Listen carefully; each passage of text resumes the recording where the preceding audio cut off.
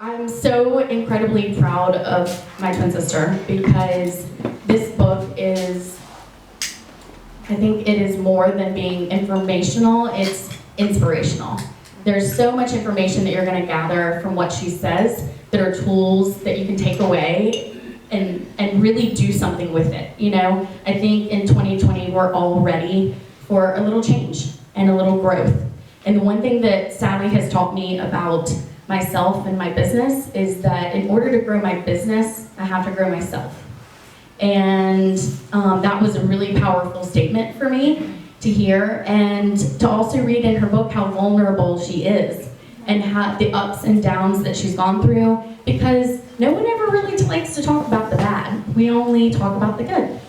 So this is a really getting down to real, being real and being who we are and what journey led her to this moment. So she is here to inspire you, to get you excited about your dreams, and I love that because I was thinking about it. Where else could we go for one night just to gather as a community of women, strong, amazing women, doing our own things, to listen to another female entrepreneur and get inspired? Like, that is rare. And so this is a really special evening for me too, because I'm so incredibly proud of the work she's done and the work that she continues to do. She's played an integral, obviously, role in my life, but not only that, my business, and taught me a lot. So I know I'm gonna turn it over to her and let her teach us a little more.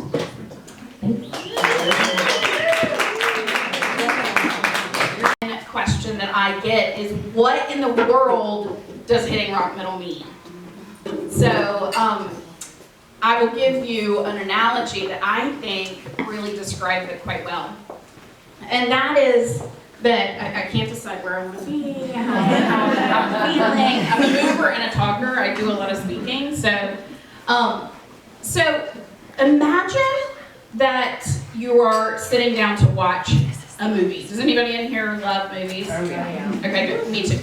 I am a movie lover. In fact, I could curl up right now in Stacy's pajamas, which, I mean, let's be honest, like, it's like bringing sand to the beach when I come to Charleston. I don't know why I bring any clothes with me. I've worn everything. I'll be like taking a snapshot and I'm like, I'm walking in the street and I've got another one of Stacy's outfits on. So thanks for the clothes. I'm like, there goes my sweater. Yeah. But I love watching movies, and especially romantic comedies. Did y'all watch the Golden Globes recently too? And they had that great tribute to Tom Hanks, who just, I mean, let's be honest, he's the best.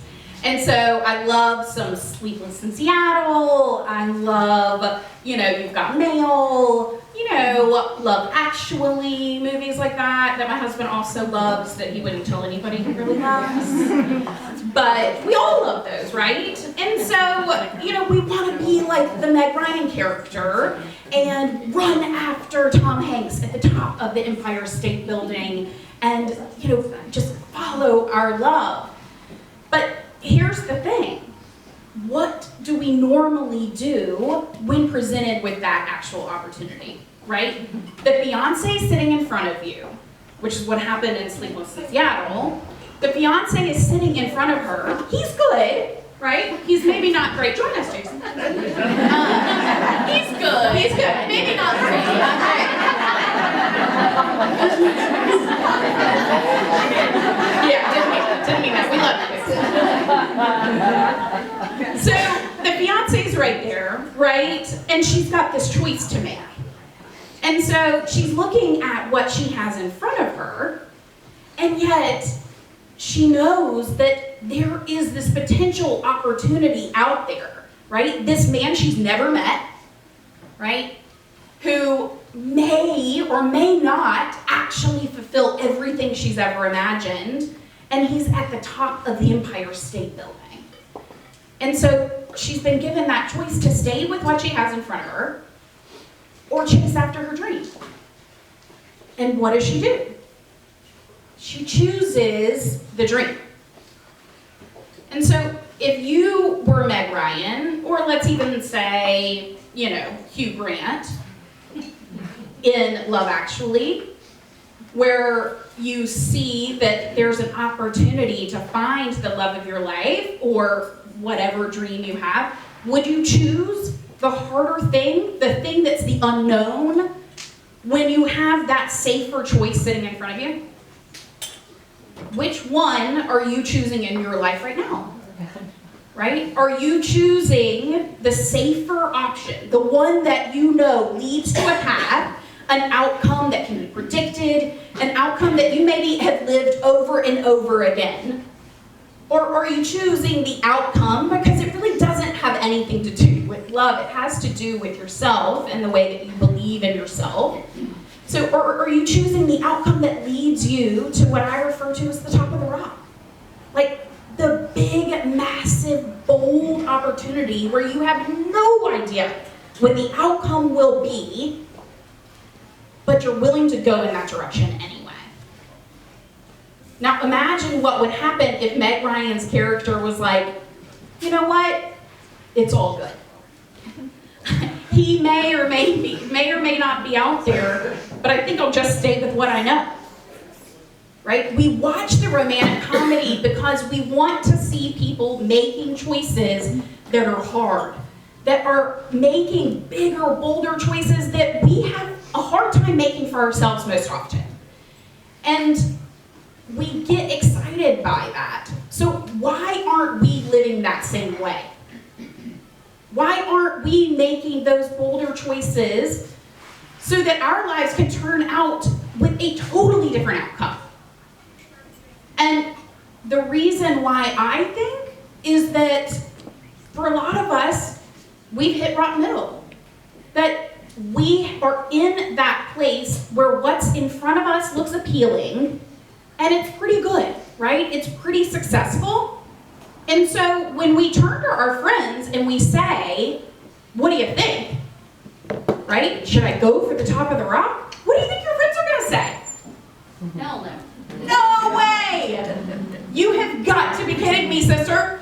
No way. Stay with what you have. He is fantastic. You are having a little bit of doubt, confusion, right? Or it happens in business all the time. They'll say things like, you are doing a fantastic job where you are. Don't doubt yourself. Just keep going on that route, right? You don't need to create a riskful opportunity in order to feel better. Stay where you are, right? Not a single friend that you know likely would have said to Meg Ryan in that situation, yeah, who knows whether he's there or not, or what he even looks like. He may be a psycho, but go for it. No. So why are we staying in rock middle? Well, it's because change is hard. It really is. And I was having this conversation with someone, Abby, before we got started, and I was assuring her it's not just you, right? In fact, I needed to do all of the research before writing this book to assure myself it wasn't just me, right? That I biologically am wired, in fact, we all are biologically wired against change. So we don't have to necessarily blame ourselves. In fact, the way that our brain works, and I'm going to get a little scientific here for just a second. The way that our brain works is that it operates like this. You're standing at the front of a wheat field, okay? So follow this analogy. I know we're like jumping from Meg Ryan to a strange wheat field, but go ahead. So you're in the wheat field and you're looking out and you're looking around, and over to the left side you see a well-worn path. Okay, so you're given a choice. You can go down this well-worn path. That path, you're looking around and you're like, okay, I can see a house. There's a bathroom down there, so that's going to work. Yeah, okay, I'm going to go in that direction. Over here, there's nothing. It is, there is wheat and whatever needs to happen with wheat. And you are going to need something like a machete. One day I'm going to have a man who really knows things about wheat stop me and be like, machetes are not involved. But right now I'm going with machete. So over here, in order to be able to create a new path for yourself, you have to actually get a machete. You have to work. You have to cut down the path. You have to, in fact, actually create it. You have no idea what's over there. There may or may not be a restroom, okay? So it's here, we're with it. But truly, that's how your brain works. Your brain has neurotransmitters that look in this direction and say, we've been here before. Let's go this way. And it looks over here and says, all in the blink of an eye, whether you realize it or not, all of this happens because our minds are incredibly powerful. In fact, so powerful that they can provide enough energy to light an entire city. So in the blink of an eye, this all happens when you think through, should I or shouldn't I? Can I or can't I? Am I capable of making this change or am I not? All of this happens without you even realizing it. And your brain is deterring you from making the change. Your brain pulls you in the direction of the well-worn path before you even know what's happened. And the reason that happens is because for thousands of years we needed that. We needed that level of protection to keep us safe, right? Because for thousands of years there were lions and tigers and bears and dinosaurs out there, right? We needed to survive, and so our brain developed in a way so that it would actually prepare us to stay protected. So that's the reason why your brain functions this way and says, stay where you are so that you'll live. And that's the way that your brain thinks about it. Over here in the land of the machete and the wheat field, it's like you might die over there, let alone not have a bathroom. So it is really way more difficult, so give yourself a break. It's more difficult to create the change than you realize. And you're fighting against that each and every time that you do, or that you try to. So how do you do it, right? How do you really make it happen? Well, the book.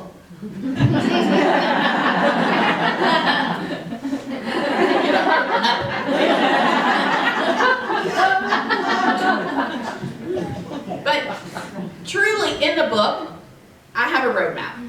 And, you know, a lot of people have asked me too, maybe if I ever let my sister talk, the second question would be like, why'd you write the book? And that is that, you know, I struggled in this middle place where I looked at the other side and said, I wonder what's out there. I wonder what could be if I ever had the courage to create the type of risk and the type of change that I want to see for my own life. What could be?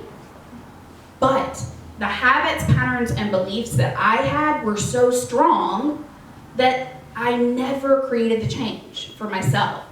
And so I spent years suffering and sitting in pain, believing that because I had external success, that I didn't deserve to create change. That how dare I not be grateful for what I already have? Because we live in such an either-or society that if you aren't grateful for what you have now, the opposite exists. You must be ungrateful, right? You must be ungrateful if you're wanting to create change. You must be, right, in a bad place. Well, what if it's not rock bottom and you're not in a bad place? What if you're successful? What if you have all the trappings of success and a six-figure salary and the Young Professional of the Year award and you're best and brightest, and everyone says to you, oh my gosh, you must be so happy. Just like me. That was my life. And I was practicing law for the second largest labor and employment law firm in the country, and I hated every minute of my life. But it was my dirty little secret, and I didn't want to share that with anyone else because how dare I? Right? There are people suffering out there. Right? There are people that have far less than I do. Why can't I just get it together and feel grateful for everything that I have? Well, I was playing a role in a movie that I didn't belong in. Right? I was like Meg Ryan's sidekick sitting next to her like, what you think? Yeah, you should go after that guy. I don't have the courage to do it, but you can do it, right? I was playing a role in a movie that I never belonged in, and I realized that, and what I realized too was like, if we gave a term to this middle place, where you have success, but you don't have any fulfillment that ought to come with it, if we could actually come up with a term for what that is, then maybe more people will be able to talk about it. Maybe then more people can identify and feel a little less alone and a little less like that they're this ungrateful person, right? All of the shame and things that I was putting on myself. And so I wanted to write the book to give other people the roadmap and the terminology to identify this place, to talk about it more. Because I think that all of us are really amazing. Like, absolutely amazing. And we all have untapped potential within us. I know that every one of you sitting in the room, and this is just what I've learned in coaching now female entrepreneurs, is that every one of you feels what I refer to as the tug. It's that voice within you, that little gut feeling like I could be more, do more, and have more. I just don't know how, right? That feeling is you. Like, that's the real, authentic version of yourself before society came along and said who you needed to be or who you should be. And so, how do you make all that happen? I wanted to give you the roadmap to do it. And the best thing that you can do to get started, really, besides reading the book, is begin to dream again, right? Dream without limits, without boundaries, without any conclusions about how difficult it might be or assumptions placed on what you're capable of having or creating. Because I don't know about you, I had the tug, but then I already made decisions about how incapable I was or how difficult the journey would be, and therefore I couldn't do it. So what I challenge you to do is instead let go of all of those. Let go of those for just a few minutes. It actually doesn't even take that long. And decide for yourself what you want the end of your life to look like. Because the question should be, who do you want to become, rather than what you do? Because what you do is only a representation of where you are right this second. Instead, the larger question is, who do you want to become at this end of this wild and crazy life? We only get one shot. So at the end of it, do you want to have said, I lived every minute to its fullest, I pushed myself, I challenged myself, and that I took a lot of risk, and I'm so glad I did. And so, at the end of your life, too, if you think about it, right, it doesn't reflect your bank account or say she did a really good job staying exactly where she was. It always talks about the person that you became. And so, we've got to challenge ourselves if we want to really turn into the person that we're capable of becoming.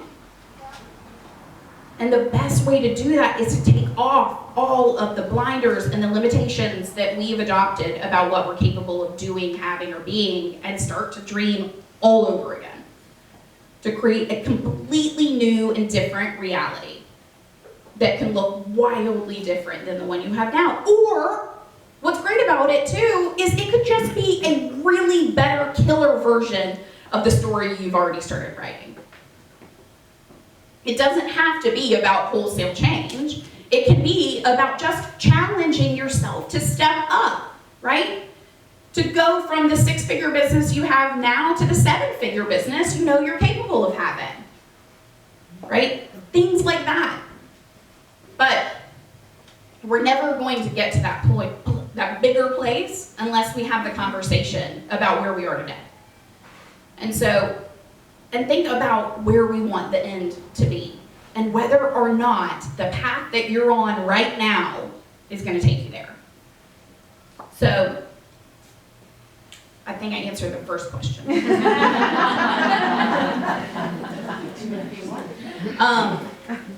So that is a little bit about what hitting rock middle means to me. And what, yeah, that was considered something. So, that was awesome. I'm like, okay. For anyone who doesn't know your path, can you just give us a quick summary of like, you know, where you started and where you are now? So, yeah, I was just kind of the classic high achiever. I thought every bit of success was defined by external success, never what I refer to as internal success. So I went to Vanderbilt with this one over here, went straight to law school, went straight to that, you know, high-powered position, practicing law for some of the largest companies in the world, like FedEx and Michelin, and I was traveling with their general counsel, and, you know, by 27, I was the Living Greenville and Young Professional of the Year, 40 and under. I think the youngest person ever to win it, and 35 and under, best and brightest. And I just had my first child, and the day I got home from winning that award, I had what I think Elizabeth Gilbert refers to as the bathroom floor moment, which I think all of us have had, is like the one where you close the door, you don't want anybody to know that you're crying, but you're like, wow, something is wrong. And I don't know about you, but if you've ever had that moment where you're crying and you're like, I don't even know why, something's just off, you know, you might be in rock middle. And that was my moment where I wanted the world to believe that everything was perfect and fantastic, and yet I was falling apart. And then I went on from there to continue to tweak things, right? Because we all believe that, you know, it's just the job, right? Or it's just all the external things that needed to change. So then I became chief operating officer of a law firm, of Hampden for a minute, of a sales company, started coaching other women, then went on to start my company doing coaching, and realized, wow, you know, I didn't know the hardest work was turning inward, right? The hardest work is not getting the awards. It doesn't have anything to do with those.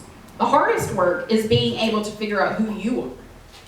And the hardest work, like she said, is doing the personal development, because you will never get where you want to go professionally until you have what I call that pyramid foundational belief in yourself first, and getting to that next level of success, the one that you really want to have, the one that tips the scales for you, whether it is from 6 to 7 figures or whether it's from, you know, initial exposure to massive exposure, until you have an unshakable belief in yourself. So I did that work over the course of the next 3 years, and now here I am. You like that, and you worked for Stella and Dot for a while, which I think is so cool, because she started with nothing and grew it to 300 people under her and the number 5 salesperson in the company. 3. Okay. She's still got better now. I'm trying to not okay. So, and then let her take here. So, stinky. Okay. One thing I want you, I have so many questions. Okay, first, what if you're not like, oh, I hate everything. You know, like, what if you're like, I feel pretty good. Like, I don't know. I mean, I think I'm happy. Like, I just wanted to, like, maybe a pep talk tonight. Like, I'm a little scared of you. Like, you know, I don't really hate my job. Like, what are you talking about? You know? Everett's a client of mine. We worked together for a long time. She's like, I'm super scared of you, and I'm not sure I'm going to come back for session number 2. So what if you're just like, you know, I just want some tools to grow a little more. Yeah.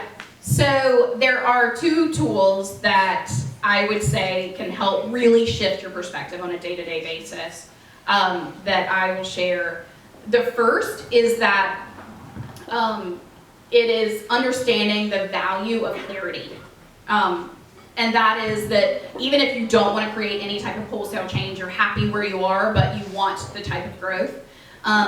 Defining the end destination and creating that clarity of what that actually looks like, whether it's for your personal life or professional life or both, be clear about what that looks like.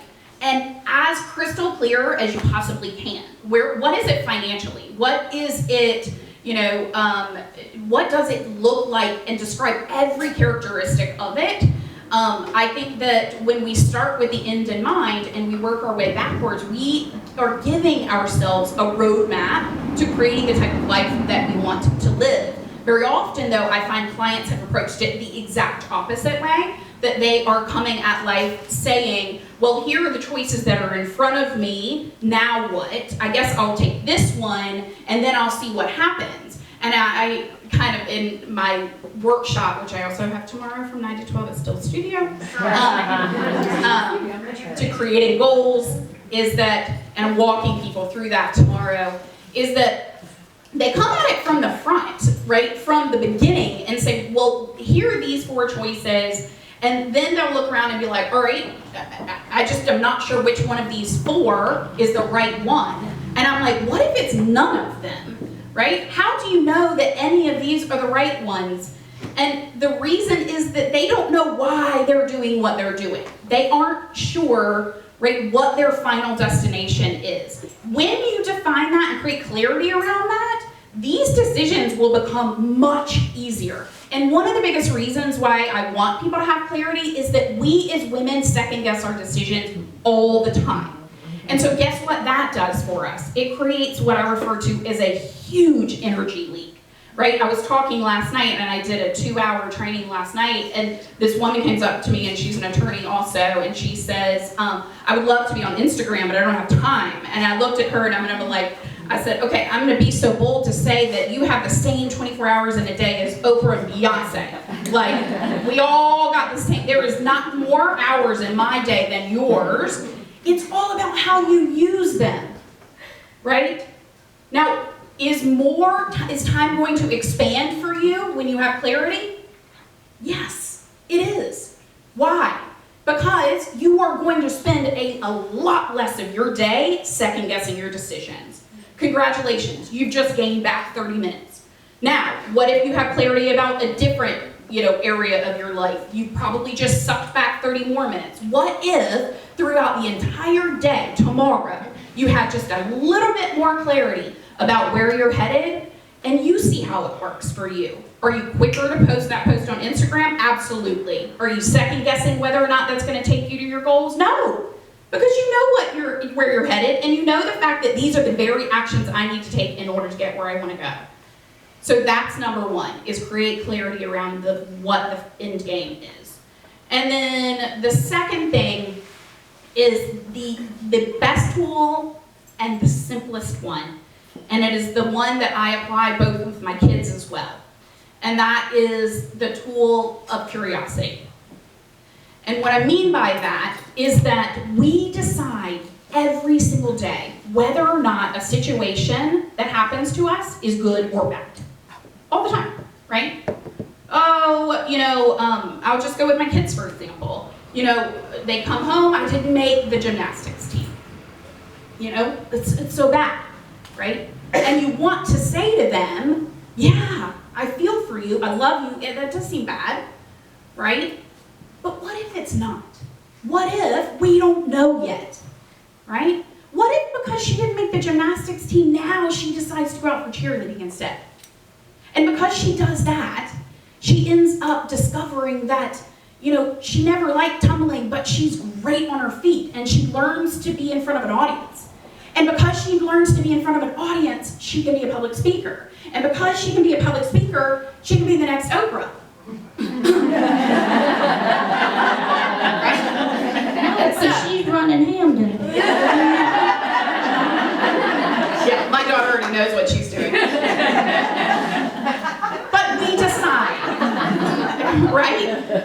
And we feel sad. And they feel sad. And now, when you apply the tool of curiosity to it, you realize there's no need to waste. Say it with me, people. Time. Guess what you just got back? More time. And so the tool of curiosity can be applied in business all the time. I say to clients every day who call me and say, oh my gosh, I didn't get the deal. The $40 million deal I thought we were going to get didn't happen. And I say, apply the tool of curiosity to say, wow, I can't wait to see what better is going to come along. I can't wait to see why you didn't get that so that I can see what is going to be a fit because that wasn't. Thank you for the gift of the redirection. Thank you for teaching me and showing me that there's something better out there. And my friends know me well, that I got up at 5:30. Y'all should be laughing at that point. Yep. 5:30 and had a hike. I haven't told anybody this actually.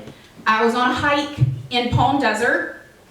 Again, like how did I even get there? With a bunch of Canadians. Again, how did I get there? I'm there and to watch the sunrise, and we're at the top of the hill. You know what I'm talking about, St. Margaret something, at the cross, and it's spectacular, and we're hiking down, and I say to the woman next to me, what do you do? And she says, I'm in finance, and I just wrote a book. And I'm like, oh my gosh, I've always wanted to write a book. And she said, yeah, you're from Carolina, right? I'm like, it's too soon. Yeah. Whatever. Yeah, Carolina, that's right. And she says, that's where I went. They flew me to Charleston, South Carolina. It's where my publisher is. Chills.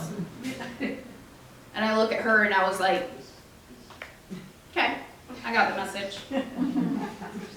Right? So curious. Wow. So what did I do? All I did was I took the next step. Did I make a decision right then and there that I had to do something a certain way or whatever? No, I just said, that is so cool. I can't wait to explore this. I can't wait to see if this is meant to be for me or not. It's not up to me. I just have to take the next step. That's it.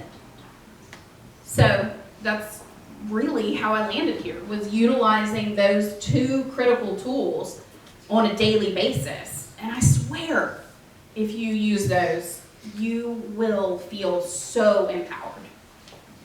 Yeah. The last question, but you have to keep it short because we want to get to their questions. How does fear hold us back? Oh my gosh, right? But you got to keep it short. I know. Fear.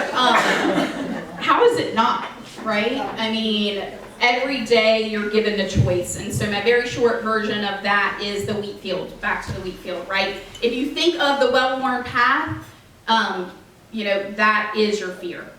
That's your ego, right? Really. Quick term for what's going on over here. And that is the way that you've always done it. And so your challenge is to be able to ask yourself, is this taking me closer to my final destination? Or is this an old habit, pattern, or belief that I have that I've engaged in over and over and over again? And to me, these well-worn paths, just every single one of us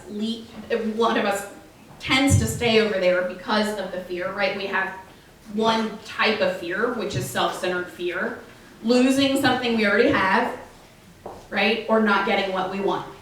And so you can ask yourself, do I fear this, or do I feel like I might lose something I already have or not get what I want? And if the answer to either one of those is yes, then you know you've likely already started walking in this direction. So you can just pivot anytime. I had the most amazing situation last night, and I was talking to Kate about this, is that this woman came up to me, and she, I don't know if I have to guess her age, she was a very young, spry, 76. And she looked at me and she said, "It's not too late." And she started to tear up. And I said, "No, it's never too late, ever." Right? You can make change anytime you decide. Any moment you can pivot and look at the new, lovely wheat field and get out your machete and get to work, right? It may not be easy, but I want to be the living proof that it is worth it. Really worth it. And you're going to fall down, and you're going to get back up, and you're going to fall down again, and you're going to get back up, and you're going to question yourself, and you're going to text your own business coach today and say, "I'm scared. What if it all doesn't come together?" And you just keep going, you know?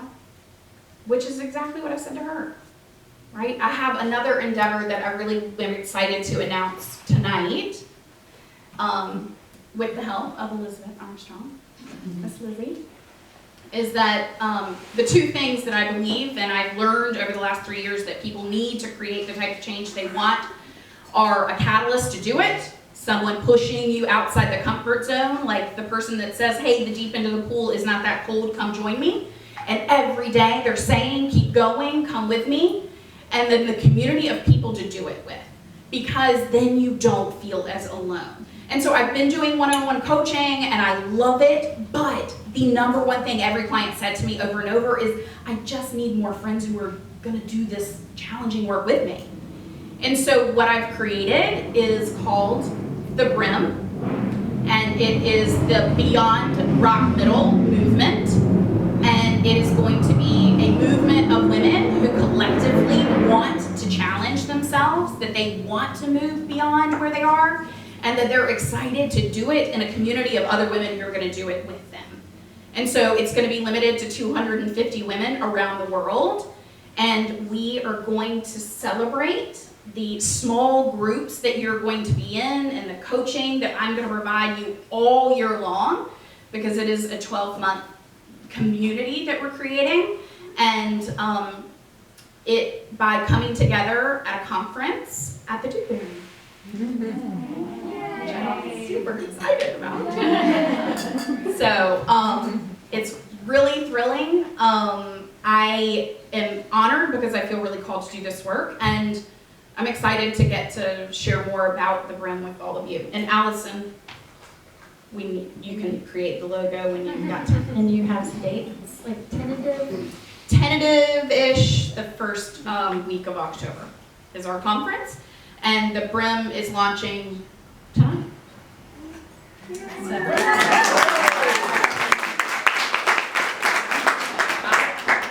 I will play go-getter and run a mic around if you guys have any questions. I know there's questions out there. You guys, don't be shy. Either I've done a really good job or a really terrible job. You're like, I don't know what that lady was talking about. Wheat fields, there's some Meg Ryan discussion. She was losing me. Yeah. You said before you were willing to embark on your new venture that you took 3 years doing the work. Yeah. What were those 3 years doing the work like? Yeah. So I always refer to, has anybody seen that picture on the internet where it says, here's your comfort zone, right? There's that little circle, and then there's the bigger circle over here that says this is where the magic happens. Y'all seen that? And then there's the giant gap in between. I'm like, yeah. That is what I refer to as the discomfort zone, right? It's the work that you do in between the two, and the work really is about, to me, it is a mental shift, right? We talked about a few of those tonight, but it is the practice of continuously shifting your perspective to look at your habits, patterns, and beliefs in a new way. And I lay out a lot of what those mental shifts are in the book, but mainly the work was trying to stay consistent to shifting those. And so it's like working out, so I hear. Get with Sarah a little bit. But it's a muscle. And so you build it over time, and And the other is doing the research to say, what did I do? What worked, what didn't? And then working with other women to find a process that I developed that did work, that got them where they wanted to go. Because I was fascinated with it. By being stuck there so much, I looked all the time for other books that helped me. And then all they would come back and do, or Myers-Briggs or whatever, oh my God, I took them all. If there were a person to pay, I paid them. And they would come back and be like, oh my gosh, congratulations, you are a classic entrepreneur. And I was like, great. Okay.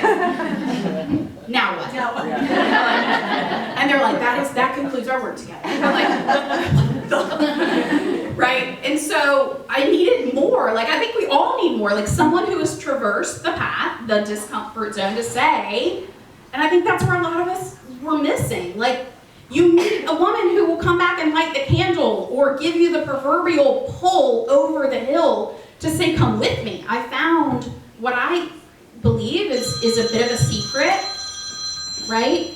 And I want to pull other women along with me because I know we all have untapped potential. I'm looking at a lot of amazing, creative, dynamic women in this room that could, I mean, maybe it's too ambitious, but change the world, right? Because one light lights another. When you live bigger and bolder and more outside your comfort zone, guess what happens? So do the people around you. And then so does the next generation. And so on and so forth. I mean, we can do that. Like, that's pretty freaking cool. And so that's what the 3 years was like. And a lot of falling down, and a lot of tears, and a lot of breaking down the way that I thought it had to be done, or that horrible word, should. The way it should be done. And creating a new way, right? Can you talk a little bit about your workbook? And I created a workbook, which is basically the process that I have taken a lot of clients through to get you started on that process. So, you know, it's $20, so it's not like I'm making $1 million off this thing. So I'm happy to say, go buy it.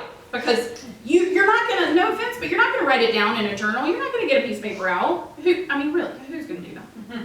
But it says to. But if you have the deeper dive questions right there in front of you, you're gonna do the work. And so that's why I created the workbook, is we're all the same, right? We will skip out on the harder work whenever we're given the opportunity to do that, because the other side's scary. So here is a little bit of a hand from me to you to say, here's some deeper questions, a little more challenging questions that don't exist in the book. Keep going. And Everett, who has worked with me, so if you have questions about the Brim or my coaching or anything like that, she can answer them. And yeah. I have a couple of questions. Okay. First of all, do you feel like when you announced Brim and the motorcycle gang, like drove by right in that moment, you feel like that was sad? Yeah. Do you take sometimes as Absolutely. like what you should and shouldn't Yeah. do? Okay. Uh-huh. Second of all, do you follow like Brene Brown? Do you have like a lot of that? Did she follow? Yeah. Like I'm obsessed and like the vulnerability part, Yeah. and I kind of want to hear your thoughts on that. And then I want to know if you ever like really said, forget it, I'm giving up. I'm done. I'm going to go back to my comfort zone. Didn't you hear me? I just texted my business coach like 2 hours ago. I was like, no, it's not happening. I'm not talking about the Brim tonight. She's like, oh, yes, you are. Like really, like you get that, like, All the I'm done. I can't do this anymore. I thought I could, but I just can't. I just want to give up. Okay. Yeah. All right. And what I've learned is that the more you work out those muscles, the more you give yourself grace, right? The more forgiveness you're willing to apply to yourself. And so, and the faster I rebound, right? That you just bump back up quickly. And that's what happened today. Yeah, It was first like, rebound, like what if it's really bad and you're like, oh, no, I can't come back. yep. And I did. So I called her in the middle of writing the book. I think I had gotten the first 3 chapters back from the editor, and it looked like blood. And I'm like, well, we're just going to tuck this away and pretend like it never happened. And I hadn't really told that many people, so it's fine. It's all good. Like, no, there wasn't a book. I don't know what you're talking about. Stacey? Yeah, I don't know. And then she asked me, okay, great, so what's next? What then? And I was like, you're right, this is it, I know that. Like the tug tells me that, but so instead what she said and what I'm always talking about is inspired action then, right? What I would learn to give myself forgiveness about is in that moment I was trying to force through, right? Like force through my exhaustion, my frustration, all of that, and be inspired. What I've learned is that's not the way to create inspiration, right? That's the way to just create more exhaustion.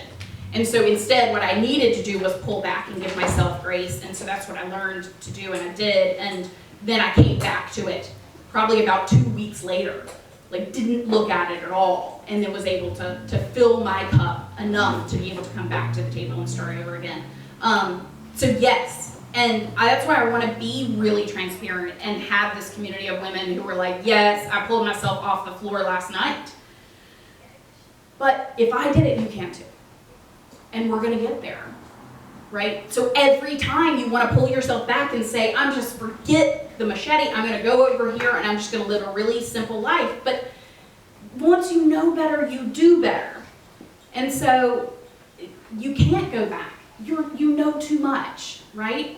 And the thing I realized is you have to go through it to get to it, right? You have to go through all of that to get where you want to go. And, you know, yeah, I'm still doing it. But that's why we have to have each other.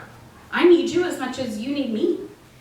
And I think, too, our smaller markets aren't being served in this way as much as the New York and LA. And just because we choose to live here does not mean our intellect suffers, right? Right?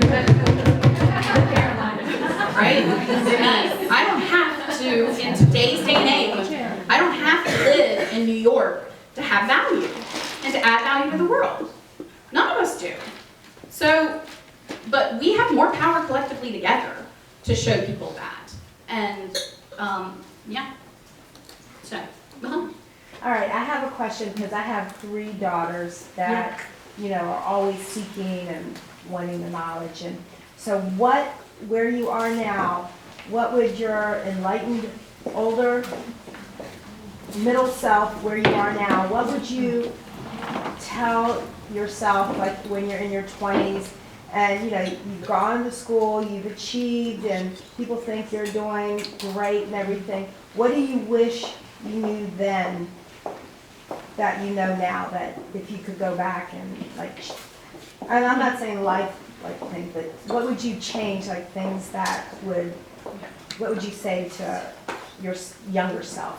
The one thing, looking back on with the knowledge you have now. yeah, I'm so glad you asked that, because I want to be very clear, like regret, I have no regrets. Yeah. Even though, you know, people still all the time are like, oh my God, but you spent 13 years either practicing law and law school. I'm like, yeah, but I never would have gotten to where I am today had that not happened. So, but what I would have done differently is take far more risks earlier, right? And I would have said to my younger self, go for it. The moment that tug came along on day 3 of law school and said, this might not be for you, right? The little voice, we all have it. You all know what voice it is within you that said, this doesn't exactly feel right. It feels like you're kind of wearing a straitjacket. Then listen to it. So make the change right away. And I wish I had done that. I was so consumed by what other people would think, and that I never allowed myself. I never gave myself the grace to make mistakes. And you were on that path that you thought and everybody thought you should be on, right? Right. I never took the time. You know, back in the day, we'd always have those emails that come along that would say, like, what's your favorite color? What's, you know, all of that. Remember, like, you have to do it, otherwise you're going to go to hell. And don't break the chain. And I was so frustrated by those because I couldn't answer any of it. I was like, what is the person in front of me's answers? Oh, this thing is so frustrating. I don't know, like, can I just copy and paste theirs? And then I just like give up on the thing. And it was because I had never been told, take the time to figure out what you believe. take the time to figure, if you don't know the answer, then we need to do some work, right? Because our beliefs control our thoughts control our actions control the outcomes that we experience, and our outcomes then further ingrain our beliefs. And so you're stuck in this loop over and over and over again, right? That's why you make the change and then you get in the same exact position and you're like, shit, how did I get here again? Oh my God, I just changed things, but this is like a different day, same crap, right? It's because of that. It's because you made the decision based on this belief that you have, and it's subtle, but it's there. And so a lot of the work in the Brim is about getting to know what beliefs you really have, and then making the right decisions for you from those. And so that's what I would tell, and what I every day encourage my kids, is that it's not about what I think, it's about what you think. I say to them instead, I'm proud of you, are you proud of you? Because that's what matters. Yeah. And I've always liked Sallie to think, be bold, step out in faith, and make the change. Right. Go for it. You know, And all you can do. Did you read the book? No, I haven't yet, but I wanted to. The formula, the But that's framework always is called. been my motto: is be bold, step out in faith, and move forward Yeah. in my life. Well, the framework in the book is called Be Bolder. Oh, really? Yes, it is. So I knew I liked I know. You're like, Us Greenville girls, we got Yeah, to no, stick we- together, right? Sallie, I'm a senior working in the millennial world. I have a new career as a senior.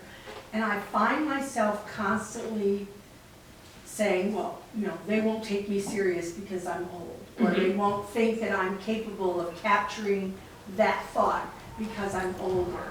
How do you control that self-doubt that you have in yourself? And, you know, I mean, I do it daily. Yeah. And yet I'm competing with people that are 30 years younger than me. And I'm competing, so I'm figuring I've got that leg in the game. But how do you control that self-doubt in yourself? Yeah, so such a good question. You know, it's the wrestling between the two paths. And it all comes with just going back to the initial thing of what do you believe about yourself? And so somewhere along the line, and I mean, we've all heard it, right? You didn't just get there on your own. Like, society heaps a lot of these beliefs on us, right? That says, you know, when you get to a certain age, you can't do X, Y, or Z, or you can't compete, right? And I just think you have to be willing to then shift your perspective to ask the question, is that a feeling, or is that a fact?